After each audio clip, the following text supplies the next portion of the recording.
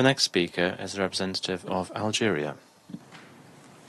Mr. Chairman, on behalf of Algeria, I extend our sincere gratitude to you and to the 1540 Committee for convening this open briefing. We appreciate this opportunity to engage in dialogue on the implementation of Resolution 1540, share experiences, and discuss ways to enhance our collective effort in preventing the proliferation of weapons of mass destruction to non-state actors. Algeria reaffirms its unwavering commitment to the full implementation of Resolution 1540 as a country that participated in the process leading to its drafting and adoption while serving as a non-permanent member of the Security Council in 2004. We remain steadfast in our support for its objectives. This commitment is rooted in our firm belief that the total elimination of all weapons of mass destruction is the only absolute guarantee to protect the world from their danger and the most effective way to prevent such weapons and the related materials from falling into the hands of non-state actors. Mr. Chairman, Algeria has taken concrete steps to fulfill its objectives under Resolution 1540. We have submitted our national reports and regular updates on implementation. Furthermore, we have signed and ratified all international instruments related to weapons of mass destruction, demonstrating our resolute engagement in striving for their implementation to realize their objectives and contribute to the international peace and security. In the spirit of sharing experiences and best practices, as encouraged by this open briefing, I would like to highlight some key areas of Algeria's implementation efforts.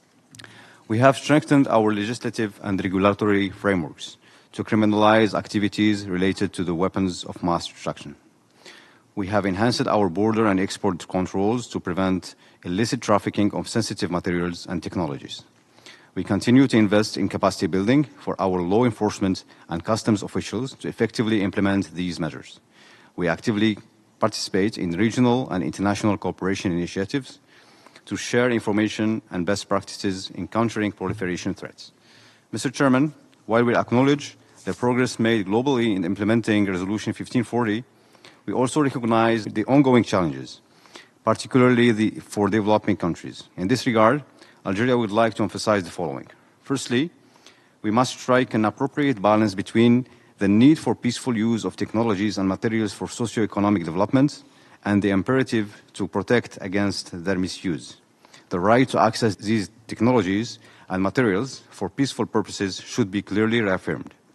Secondly, assistance and cooperation remain instrumental to the universal implementation of Resolution 1540. We call for enhanced international cooperation, particularly in capacity building and addressing resource gaps. We support the idea of providing financial resources to support specific technical assistance requests, especially for developing countries.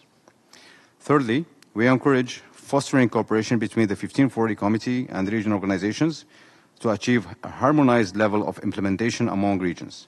For Africa, we recommend establishing cooperative relationships with relevant regional mechanisms such as the Pelindaba Treaty and the African Convention on Preventing and Combating Terrorism. Lastly, we reiterate the importance of promoting universal adherence to existing relevant international treaties in the domain of non-proliferation and disarmament. Mr. Chairman, Algeria stands ready to engage constructively in the ongoing effort to strengthen the implementation of Resolution 1540.